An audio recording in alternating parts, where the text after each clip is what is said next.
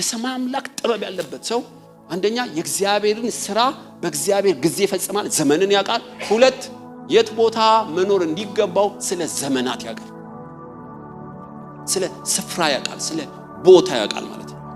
ሐዋርያው ጳውሎስ ሐዋርያ ሥራ ላይ ወንጌል ሊሰብክ ወደ ፍርግያ ሄደ፣ ወደ አንጾኪያ ወደ ገላትያ ሄደ። የክርስቶስ መንፈስ ተከለከለው።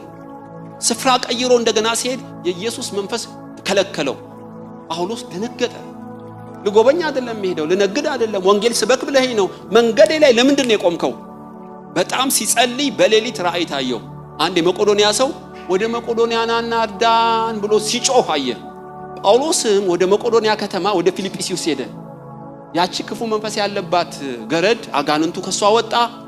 ምድር ተንቀጠቀጠ። ኢሮፕን በሙሉ በወንጌል ለማጥለቅለቅ ለጳውሎስ ደጆች ተከፈቱ። ለምን ብትሉ ሚስጥሩ ትክክለኛ ቦታውን ከእግዚአብሔር በምሪት ስለተቀበለ ማንም ሊቋቋመው አልቻለም። ለአንዳንዶች ኃይላችን እንደ እድሜያችን ያልሆነው እግዚአብሔር ባላለው ቦታ ስለ እንጀራ ብቻ ብለን ምሪት ሳንቀበል አይደለም፣ እግዚአብሔርን ሳንጠይቅ ስፍራ እንቀይራለን።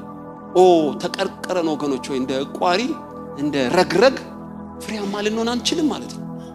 ስለዚህ እንደ ልባም መንፈሳዊ ሰው እግዚአብሔር ሆይ በትክክለኛ ቦታ ላይ ያለሁት ስፍራን ስቀይር ለረጅም ጊዜ ስቀይር አንተን እያማከርኩ ነው። እርግጠኛ በዚህ ቦታ ስራዬን ጨርሻለሁ። የምትፈልገኝ የት ነው? አሁን ስለ ህይወቴ ትንሽ ምስክርነት ሰጥቻችሁ ቶሎ ጸልያለሁ እንዳይመሽ።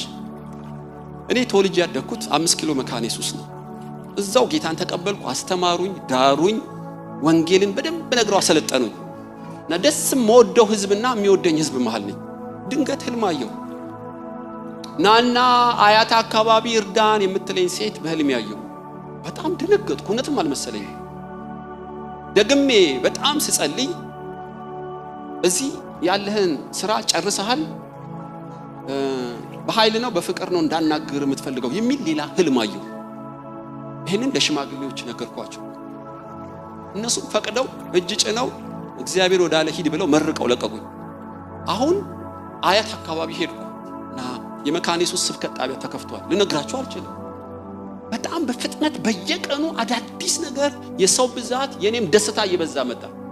ከኔ ብርታትና ጉልበት አይደለም፣ እግዚአብሔር ሂድ ወዳለኝ በመሄዴ እግዚአብሔር ከኔ ጋር እንደሆነ 100% እርግጠኛ ነኝ። የምወደው ማህበር ነው፣ የሚመቸኝ ማህበር ነው። ከዚህ አለቅም ብልስ ልሰብክ ይችል ይሆናል። የእግዚአብሔር ክብር በእኔ ግን አይገለጥም። ስለዚህ እኔ የራሴ ሳልሆን የክርስቶስ ስለሆንኩ ወደሚልካችሁ ሁሉ እንድትታዘዙ እግዚአብሔር ይርዳችሁ።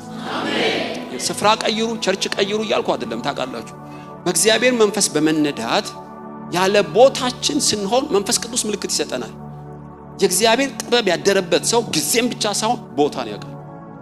እንድትይዙልኝ የፈለኩት እሱ ነው። ሶስተኛ የሚመለከተውን ሰው ያውቃል። ስለዚህ ሳሙኤል የነገረው ለሳኦል ብቻ እንጂ ከብላቴናው ጋር ደባልቆ አይደለም።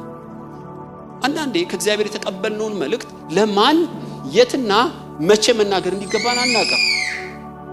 ሳሙኤል ምን አለው? ይሄ ብላቴና ሩጫውን ጨርሷል፣ አሁን የሚመለከተው ሰው አይደለም፣ ወደፊት እለፍ አለው። ሳሙኤል ለብቻው ሳኦልን ሲያገኘው መልእክቱን ነገረው። ቅባት መቀባቱ ሳይሆን ለብቻውን የቀባው፣ ጠዋትን የቀባው፣ አያችሁ፣ በትክክለኛ ቦታ ነው የቀባው።